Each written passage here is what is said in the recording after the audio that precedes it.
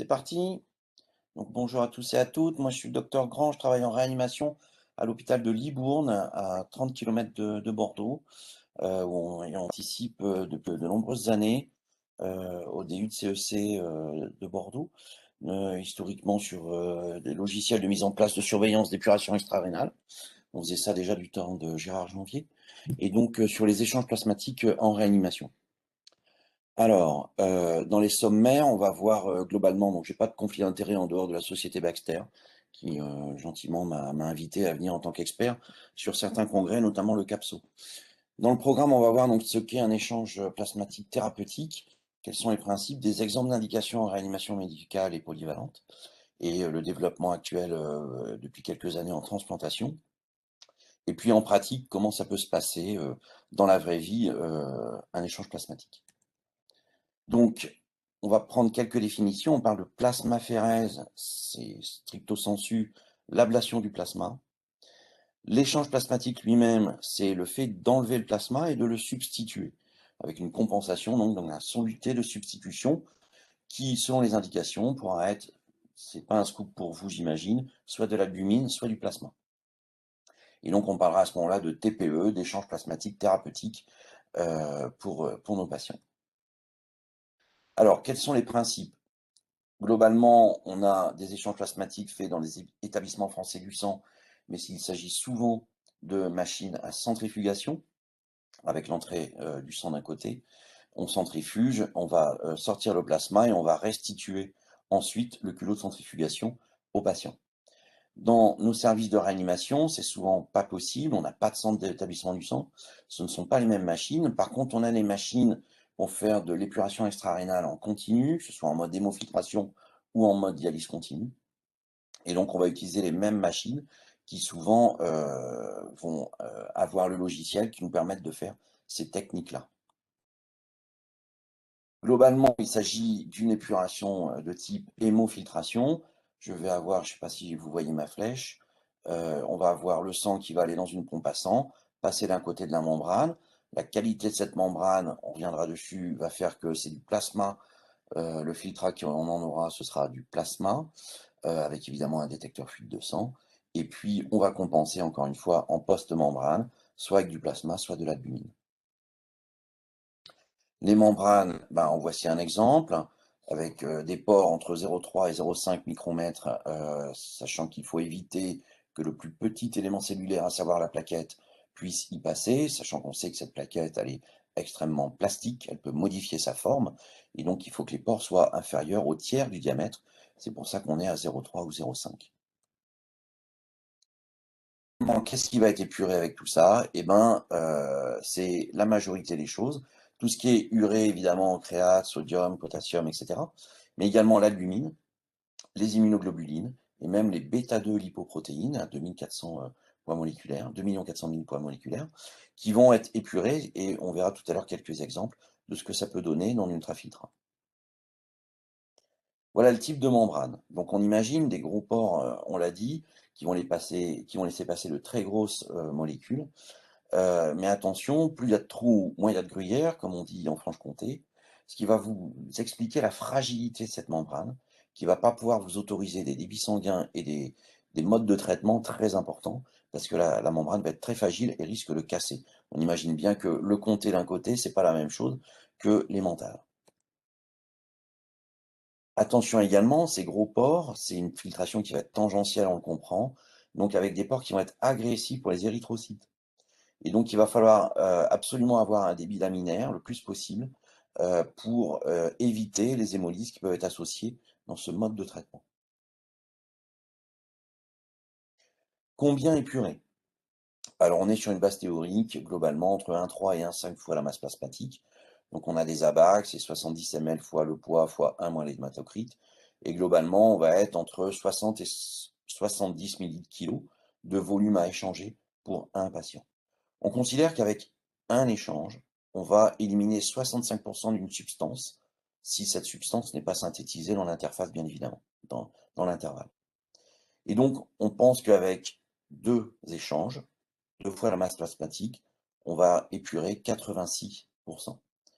C'est pour ça que en fonction des indications, il va suffire d'augmenter le nombre d'échanges et les intervalles entre les échanges. On va le revoir tout à l'heure en fonction des maladies qu'on aura à traiter. Quel est le type de compensation? Je l'ai dit, soit albumine, soit du plasma. Il nous arrive de temps en temps de mettre un petit cristalloïde entre 500 et 1 litre à visée purement économique. Parce que vous imaginez bien que quand on fait 3 à 4 litres d'albumine, sans parler des jetables, hein, juste la partie médicamenteuse, ça a un coût. Et 3 à 4 litres de plasma, ça peut être le cas, c'est d'entre 12 et 16 plasma frais congelés, ça a un coût également. Donc, en fonction de l'indication, en fonction du moment de l'échange par rapport à la prise en charge du patient, on peut être amené à remplacer par un 500 ou 1 litre de cristalloïde, encore une fois, afin d'être isovolumique dans l'échange, tout en diminuant le coût de la séance. Donc, tout va être histoire de compromis. Il faut un flux laminaire, donc un débit sanguin élevé, mais néanmoins limité du fait de la fragilité de la membrane. La PTA max tolérée est basse, ça sera moins de 200 millimètres.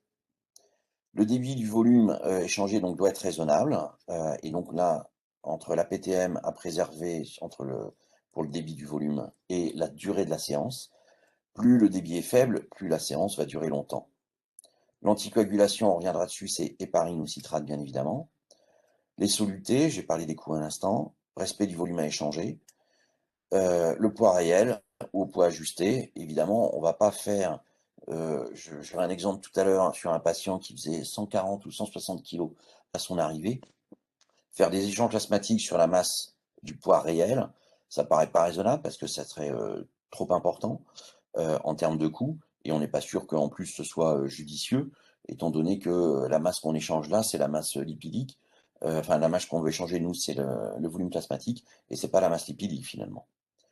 Donc au total, on va avoir un volume d'un échange global et donc un débit de l'échange à prescrire. Il va falloir prescrire la qualité de la compensation, le débit sanguin qui est adapté, l'anticoagulation. Tout ça se fait sous surveillance SCOP avec contrôle biologique et on verra quelques traitements médicamenteux adaptés en fonction à la fin ou pendant les séances. On peut avoir une tolérance plus ou moins importante en termes d'hypotension, de malaise ou d'éruption cutanée, d'érythèmes qui apparaissent. Alors, quelles peuvent être les indications d'un échange plasmatique thérapeutique? Ben, pour que ce soit intéressant, il faut que la substance à éliminer soit toxique de manière aiguë, que son élimination elle résiste aux autres traitements, qu'il faille absolument l'éliminer rapidement, que cette substance ça soit distribuée dans le secteur extracellulaire. Tout ce qui est intracellulaire, on n'y aura pas accès. Qu'il y ait une demi-vie assez longue, pour que la CEC soit plus intéressante que le métabolisme endogène. S'il suffit d'attendre que ce soit métabolisé, ça ne sert à rien de faire un échange plasmatique. Et que la molécule soit évidemment trop volumineuse pour être éliminée par épuration extra-rénale standard, de type hémodialyse ou hémofiltration, qui, elles, seront moins coûteuses. Donc ça, c'est les grands principes qui vont nous dire à un moment donné, bon, voilà, peut-être que l'échange plasmatique peut apporter quelque chose. Donc ça a été évidemment souvent étudié et on va voir les indications qui ont été retenues. En réanimation, est-ce qu'on va en avoir finalement? Nous, en réanimation, on a des patients qui arrivent avec des détresses respiratoires, des insuffisances rénales aiguës, des défaillances multiviscérales. Et parmi tous les symptômes qui amènent ces patients en réa, il va falloir qu'on trouve à un moment donné, qu'on ait des réflexes pour nous dire là, attention, l'échange plasmatique va avoir son intérêt, voire il va être indiqué. Il faudra le faire. Et la problématique, elle est surtout en urgence où, vous le savez, quand on est en garde, bah, on n'est qu'à un seul cerveau. C'est parfois difficile. Et quand on est à plusieurs cerveaux, c'est toujours plus simple. Alors, on a les recommandations américaines de la Société américaine d'Aphérèse qui nous ont sorti les dernières recommandations qui datent de 2019 avec des grades et des catégories d'indication. Catégorie 1 à 4 que vous avez sur le tableau là et 1A en grade A, 2C fortement recommandé avec des hautes qualités de preuve et évidemment faible recommandation sans aucune qualité de preuve. Je vous ai mâché parce que ça fait, je crois qu'il y a plus de 85 pages. J'ai regroupé les plus les plus classiques. Alors je vais avoir un petit couac parce que c'est pas celle-ci que j'avais voulu mettre en premier. On a en effet les transplantations et dans les transplantations rénales, ABO compatibles ou non. Et vous voyez qu'il y a quand même des catégories 1 et des grades 1B. Les transplantations de foie. On va trouver évidemment les polyradiculonévrites déminimisantes, qu'elles soient aiguës ou chroniques. Certaines insuffisances hépatiques aiguës. Le syndrome catastrophique des antiphospholipides. Les goûts de pasture. Des glomérulonéphrite segmentaire et focale, des hypergammaglobulinémies avec syndrome d'hyperviscosité, les myasthénies, grand classique, et évidemment tous les microangiopathies thrombotiques, dont le PTT bien évidemment. Sont apparus récemment les encéphalites auto-immunes à NDMA. Donc voilà, je vous ai présenté les indications les plus reconnues, pour lesquelles ça se discute même pas en première intention. Ça fait partie de l'arsenal thérapeutique. Il y en a bien d'autres que vous pourrez retrouver sur la reco dont je vous avais mis la référence en bas de page, hein. Vous les trouverez, où là, ça va être plus ou moins discuté et ça sera plus, non pas en urgence, mais au décours d'une discussion pluridisciplinaire. Si on résume, en hémato, on va avoir l'hémate avec syndrome d'hyperviscosité du myélome ou autre, myasthénie, les Guillain-Barré aigus ou chroniques, les encéphalites, des encéphalites multifocales, les glomérulonéphrite, le goût de pasture, des gloméruloscléroses, la pancréatite aiguë hypertriglycéridémique, et puis défaillance hépatique aiguë, maladie de Wilson fulminant, même si nous on n'en fait pas dans les défaillances hépatiques aiguës, mais pancréatite aiguë hypertriglycéridémie, on va avoir quelques exemples. Donc, dans un service comme le nôtre, j'ai pas eu le temps malheureusement de réactualiser ce tableau, pardon, mais depuis 2002, globalement, donc ça va faire 20 ans l'an prochain, on fait quasiment 5 patients par an, entre 2 et 5 patients par an, à chacun ayant en moyenne 4 séances. Donc c'est une technique qu'il faut avoir. Là, nous, on a fait depuis l'année, on pourrait rajouter, on a eu 2 Guillain-Barré supplémentaires et il y a eu une myasthénie. Alors quelques exemples. En premier, évidemment, les MAT, microangiopathie thrombotique. Donc cette formation de schizocytes qui sont le témoin d'une hémolyse des globules rouges qui ont été hémolysés par la formation ces espèces de cordelettes de fibrines et de plaquettes au sein des capillaires, qui avaient été notamment décrits par Moscovitz. Dans ces micro-angiopathies thrombotiques, on va trouver le PTT pour le Moscovitz, bien sûr, le syndrome hémolytique et urémique, dont le Escherichia coli au 157H7, donc patient qui a une diarrhée avec une hémolyse, une insuffisance rénale, il faut chercher le CHU, bien évidemment, mais on va voir qu'il y en a d'autres. Tout ça va résulter donc d'une agression endothéliale avec activation et agrégation plaquettaire. Donc, on a parfois des causes de type chimiométastase ou vérotoxine notamment, avec des lésions thrombotiques microvasculaires généralisées. Tout ça est dû à un déficit de la métalloprotéase de clivage, la fameuse ADAMS13, et le diagnostic sera confirmé par le dosage des anticorps anti-ADAMS13 qu'on aura malheureusement pas toujours en urgence, donc il faudra savoir prendre la décision de faire un échange plasmatique quand on a une très forte suspicion de MAT. Des facteurs génétiques éventuels, on l'a dit. On les regroupe souvent dans trois grandes catégories, le PTT, le CHU et le CHU atypique. Dans les cas de cancer, chimio, tracolimus, quinine, on va avoir une atteinte plutôt sur les reins et une atteinte systémique. Sur le rein seul, ce sera le CHU majoritairement, donc c'est la chiliatoxine ou Escherichia coli.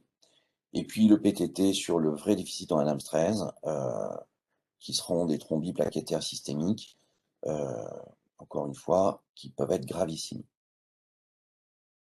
Donc le PTT, c'est quelque chose d'aigu. La protéine de clivage est là normalement pour faire disparaître ces fines cordelettes au niveau des capillaires. Et donc, étant absente, les cordelettes persistent, on a une hémolyse qui devient très importante. Et s'il n'y a pas de traitement, et ben, comme vous voyez, c'était 90% de décès sans traitement.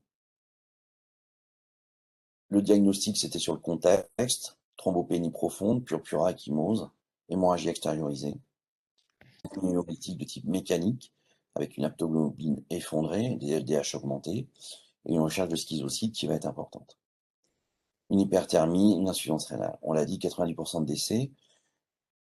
Un premier petit exemple ici, une femme de 76 ans qui avait un syndrome myélodysplasique, une néoplasie mammaire, et qui est arrivée sur une MAT, initialement avec une confusion, un infarctus et une insuffisance rénale aiguë. Les plaquettes étaient à 14 000. Et finalement, on lui a fait 2 échanges plasmatiques quasiment en continu. Malheureusement, elle a fait un arrêt cardiaque sur une hémorragie cérébrale confirmée au scanner du fait de la thrombopénie. Évidemment, vous savez que chez ces patients, il ne faut pas transfuser de plaquettes parce qu'on aggrave, on maintient le processus. Et donc, c'est absolument les échanges. Et maintenant, ça c'était en 2010, maintenant d'autres traitements qui ont fait la preuve de leur efficacité qu'on va revoir. Ici, un exemple, donc là sur une machine de type Aquarius, qui c'était là en 2003, un PTT d'étiologie médicamenteuse, c'était aussi butramine, un non-orexigène.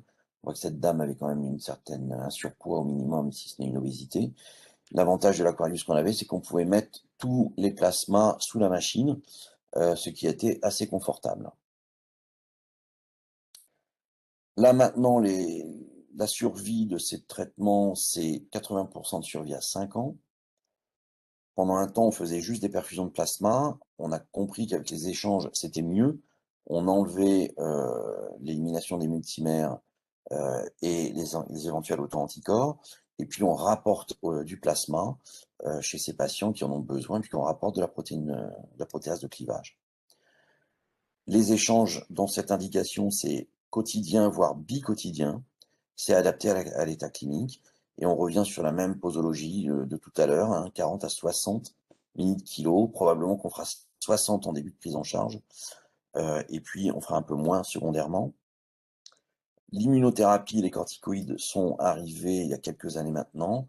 Le rituximab en premier, le caplacizumab, qui a permis de montrer une diminution en 2019 des décès imputables au PTT, avec une réduction du nombre d'échanges plasmatiques.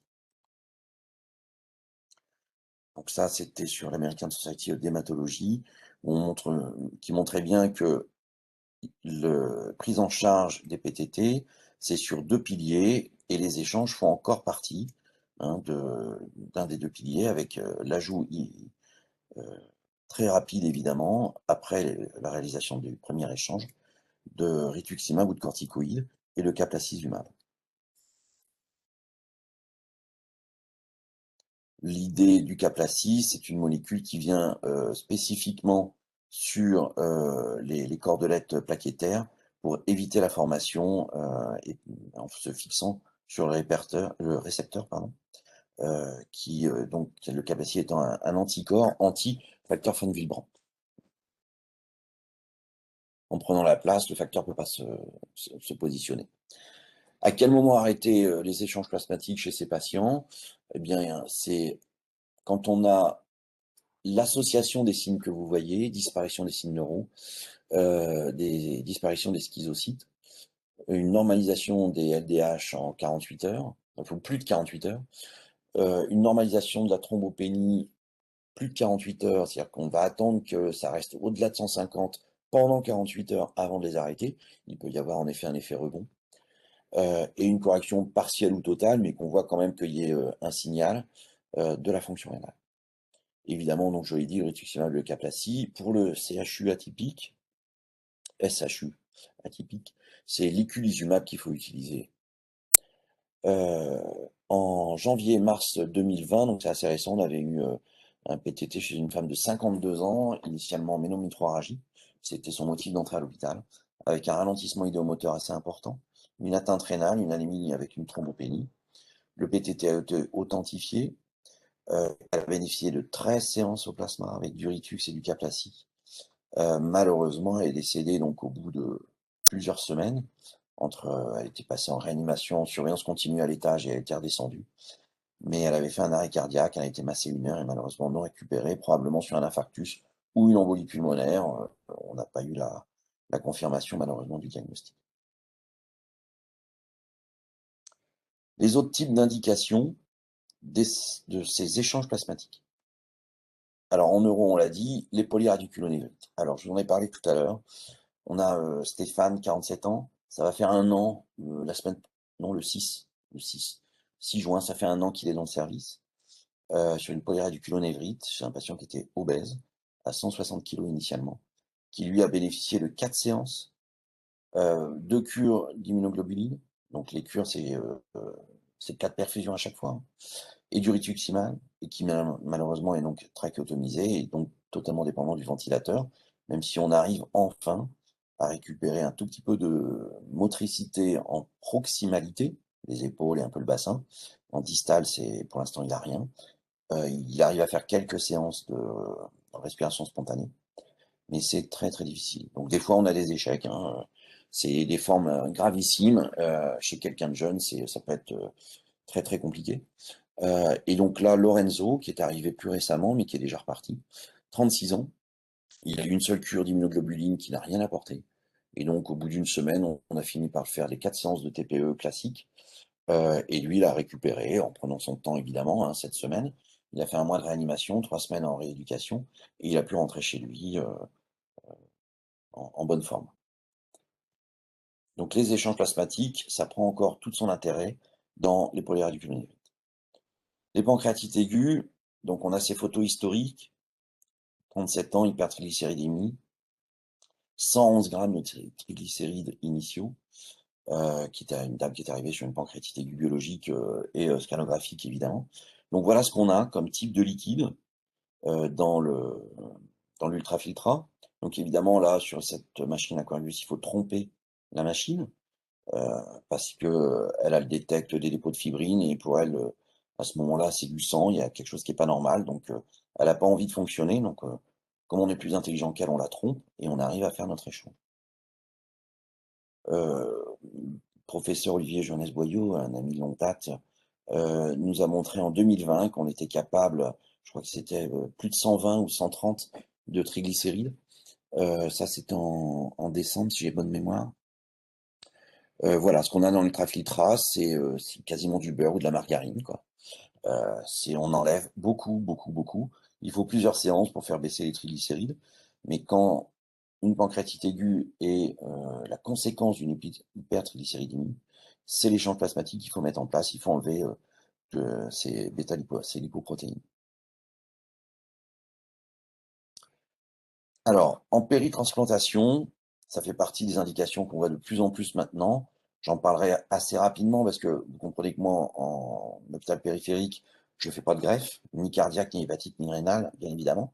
Mais ça me semble important d'aborder ces sujets-là avec vous. Donc, je ne pourrais pas être le plus à même de vous donner tous les éléments. J'ai emprunté ces quelques diapos au docteur Bouclé de Paris. Euh, En greffe, on va avoir un rejet humoral notamment, et donc on a sur toute l'immunité humorale des anticorps qui peuvent venir agresser et être responsables de ce rejet, que ce soit en aigu ou en chronique. Euh, il faut contrôler ce rejet. Donc il y a évidemment les corticoïdes, les immunosuppresseurs, et puis dès qu'il y a un rejet qui apparaît, ça peut être du rituximab, des immunoglobulines, et donc l'échange plasmatique qui peut être intéressant pour venir enlever les anticorps déjà présents. L'idée, c'est toujours pareil, c'est toujours le même principe. On va interrompre la production de ces anticorps et puis on va enlever ceux qui sont présents, qui peuvent être responsables d'un rejet. Donc, c'est utilisé dans les greffes cardiaques, soit parce que le rejet peut être dans la première année. Il y a 2 causes majeures de mortalité, c'est les complications de l'immunosuppression chronique contre le cancer et l'infection, et les complications spécifiques du greffon, la maladie coronaire, le rejet lui-même donc, et la dysfonction du greffon. Dans les greffes cardiaques, les pratiques sont hétérogènes évidemment. Il y a eu des recommandations en 2010, je n'en ai pas trouvé de plus récentes, mais encore une fois, je ne suis pas le spécialiste. Et l'idée, donc, c'est comme je vous l'ai dit tout à l'heure, les anticorps anti-HLA circulants, on va les enlever, soit en échange plasmatique, soit en immunoadsorption, et mettre des immunoglobulines spécifiques pour les bloquer. On va avoir plusieurs indications pour ces échanges en transplantation cardiaque. Donc chez le patient allo-immunisé, en périopératoire, on peut avoir des protocoles de désensibilisation, et à ce moment-là, la greffe peut être mise en attente. En péri, il faut faire attention parce qu'on a un risque hémorragique. Et en post-transplantation, pour traitement curatif du rejet humoral. Dans les greffes hépatiques, les échanges plasmatiques vont avoir 3 temps, finalement. C'est en pré-transplant, pour éventuellement aider, on l'a vu, ça faisait partie des indications d'une insuffisance hépatique aiguë ou d'une acute and chronique, bien évidemment. Opératoire. Et toujours pareil, dans la gestion du rejet médié par les anticorps. En greffe rénale, on revient toujours à la même chose, rejet aigu de greffe médié par les anticorps, préparation d'une greffe d'un receveur hyper-immunisé HLA, mais également préparation à la greffe chez un donneur vivant incompatible ABO. Et donc toujours dans ces cas-là, des immunoglobulines et du rituximab. Alors évidemment, c'est une année tellement particulière entre 2020 et 2021 que j'ai pas pu m'empêcher de m'intéresser à ce qui nous occupe beaucoup de notre temps à tous, la Covid. Et donc j'ai trouvé ce papier assez récent, d'une série de 4 cas dans Critical Care Med. Donc il s'agissait de 4 patients qui ont 49 à 64 ans, qui ont eu entre 2 et 6 séances en moyenne, chacun entre 3,8 et 5 litres d'échange. À chaque fois, c'était de l'albumine, mais ils mettaient quand même un peu de plasma à la fin de chaque échange avec des immunoglobulines, notamment les plasmas pour diminuer les risques, on va le revoir après, des effets secondaires des échanges plasmatiques. Les indications, c'était des défaillances d'organes dans 3 cas et un syndrome catastrophique des antiphospholipides. Sachant que quand on regarde les délais, il y a un patient, si j'ai bonne mémoire, qui était au plus du 21e jour de prise en charge. Donc l'idée, c'était vraiment, encore une fois, de contrôler l'orage cytokinique. On connaît chez ces patients atteints d'une maladie Covid en réanimation. C'est très controversé, évidemment, puisque si on enlève des protéines pro-inflammatoires, on enlève aussi des molécules anti-inflammatoires du patient. Et donc, il est difficile d'envisager de proposer ce type de traitement à tout le monde. On sait aussi que dans la maladie Covid, les perfusions de plasma de patients convalescents n'ont pas apporté la preuve de leur efficacité. Bon, là, on n'était pas sûr que il ne s'agissait pas de plasma convalescent. Mais donc, c'est difficile de conclure sur cette indication. Enfin, faut savoir que ça se discute tellement que quand on va regarder dans ClinicalTrials.gov, il y a actuellement 9 papiers en cours, soit dont le recrutement est terminé, soit est toujours ou va débuter, et qui sont toujours en cours ou va débuter, sur l'intérêt des échanges plasmatiques dans, voilà, par exemple, orage cytokinique résistant dans le Covid-19. Donc on va avoir des choses qui vont sortir là aussi sur cette indication. Alors en pratique, comment ça se passe? Donc on l'a dit, on prend un patient de 65 à 70 kg, on va lui proposer un échange de 1,5 fois sa masse plasmatique, ce qui va faire en gros pour 60 ml/kg, donc 4 litres. En fonction des indications, on l'a dit tout à l'heure, albumine, alors HEA évidemment on n'en fait plus, cristalloïde, je vous en ai parlé tout à l'heure, et puis du plasma en cas de microangiopathie thrombotique. Le débit sanguin, toujours inférieur à 200 ml/min. 160 à 180, plutôt 160. Je vous l'ai dit tout à l'heure, il faut un flux laminaire, c'est vrai, mais en fonction du débit de l'échange, 1,5 litre à 2 litres par heure, pas par minute, par heure, ça va prendre 2-3 heures pour faire cet échange, et donc il ne faut pas aller trop vite, sinon on va faire péter la membrane. Par contre, il ne faut pas aller trop lentement, sinon ça va durer des heures et des heures.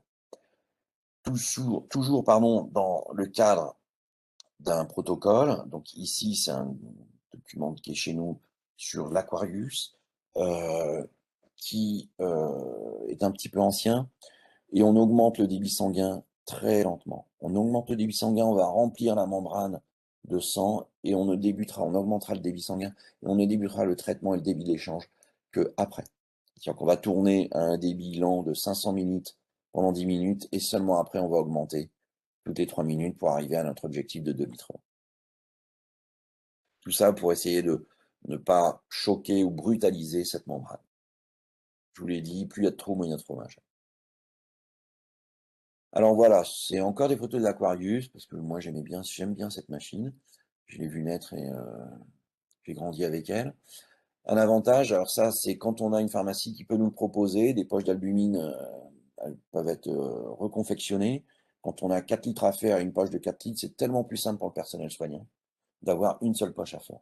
Quand il faut faire des plasmas, là il va falloir du personnel pour ouvrir ou clamper chaque flacon.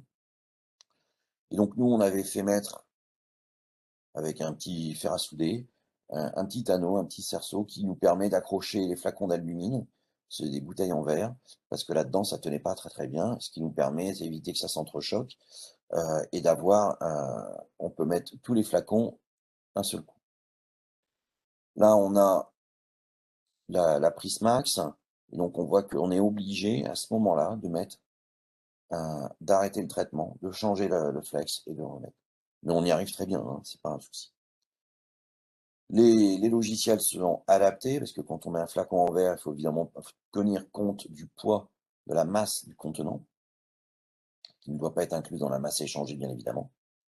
Et donc, on est obligé d'avoir une infirmière, un soignant, qui va être occupé pendant toute la séance, à clamper puis déclamper chaque flacon au fur et à mesure de l'évolution.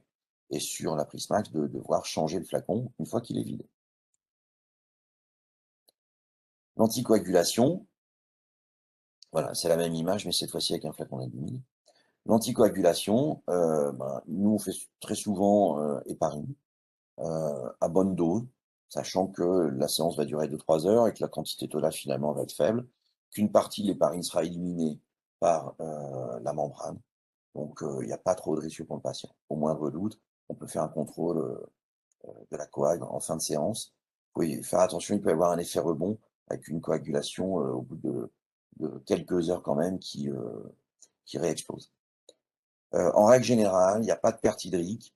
Ah oui, on peut faire également évidemment au citrate avec un logiciel qui est adapté, qui est inclus dans la machine. Pas de perte hydrique possible sur les machines, c'est vraiment une compensation vraiment volume pour volume. Sur la Prismax, je crois qu'on peut rajouter une petite perte, mais en règle générale, quand on est amené à faire un échange plasmatique, c'est pas vraiment pour faire perdre de l'eau au patient. Les effets secondaires, ça va être surtout dans le cas des échanges quotidiens, voire biquotidiens, on l'a vu. Risque infectieux. Le but, c'est d'enlever des immunoglobulines, on le sait, les fragments du complément, mais on va aussi enlever des immunoglobulines positives, intéressantes, de protection, et donc on va avoir une diminution des défenses immunitaires du patient, surtout, encore une fois, si on fait des échanges quotidiens ou biquotidiens. Donc il va y avoir un risque infectieux.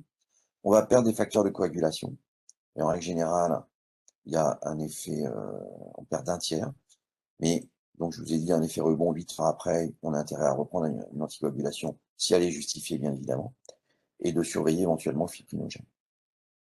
Et puis, le risque peut être hypovolémique, surtout si on fait de l'isovolume, on l'a dit, mais si on a remplacé, comme je vous l'ai souligné tout à l'heure, que selon les indications, le nombre, le numéro de l'échange, on est plutôt sur le 3e ou 4e, et que là on veut diminuer un peu les coûts, on met un petit salé ou un cristalloïde, on pourrait éventuellement avoir une petite hypovolémie, donc il faut être extrêmement prudent. Les autres effets secondaires, ils sont nombreux, multiples, allergiques, métaboliques, l'hypocalcémie si on a un problème avec le citrate par exemple, hypoprotilémie si on fait des répétés avec trop de cristalloïdes, je viens de le dire, infection, on l'a dit, des troubles de l'hémostase, éventuellement un déficit en T3,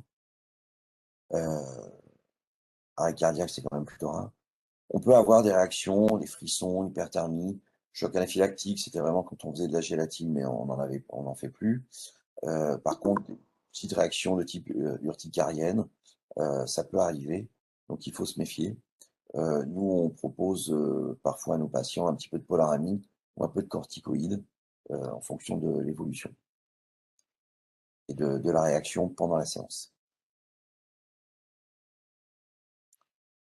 Donc en pratique, les indications de nos échanges, ça va être en fonction des indications et ce qu'on nous demande, parce que nous faisons des échanges chez nous pour des patients qui sont déjà en réanimation pour une détresse respiratoire sur un Guillain-Barré. Je vous en ai montré 2 exemples tout à l'heure. Mais ça peut être sur un goût de pasture qui est dans les étages et pour lequel il est indiqué sur un risque d'hémorragie intra-alvéolaire important, de réaliser un échange plasmatique. Donc ça peut être une discussion avec les néphrologues, les neurologues évidemment, les médecins internistes, les hématologues, et donc nous les réanimateurs, puisque chez nous, encore une fois, c'est nous, ce ne sont pas les néphros qui s'en occupent. On va se mettre d'accord sur l'indication et le nombre d'échanges à effectuer, et évidemment la modalité. Encore une fois, c'est pas très compliqué, c'est l'albumine 9 fois sur 10, sauf pour les maths. Le cathéter, comme d'habitude, là je pense que je vous apprends rien, long, double lumière et en canon de fusil, jugulaire droit ou fémoral si on peut se le permettre en fonction du patient, et dont la durée va être fonction de l'indication. On va évidemment l'enlever le plus rapidement possible. L'héparine, je viens d'en parler, le citrate, les biacerviolédis sanguins, avec les mêmes types d'objectifs. Attention avec le plasma, parce qu'il y a un peu de citrate dans le plasma qu'on perfuse, mais il faut se méfier sur le retour du plasma et du calcium qu'on ajoute à nos patients. Je l'ai dit, pas de perte hydrique possible pour les machines, donc c'est une compensation volume pour volume, sauf sur la Plismax, pardon. Occupation par contre d'une infirmière pendant toute la séance, c'est très chronophage. Le débit sanguin plutôt 160 millilitres avec un débit d'échange à 200 millilitres/heure, 200 millilitres/heure, 2000 millilitres/heure, là c'est bien mis. Surveillance tensionnaire, je vous l'ai dit en cas d'érythème, polaramine si besoin, corticoïdes, des petites doses. On fait 5 ou 10 mg de solmédrol intraveineux. Contrôle de l'hémostase à distance selon le bilan de pré-séance. Et parfois transfusion de plasma en fin de séance si besoin.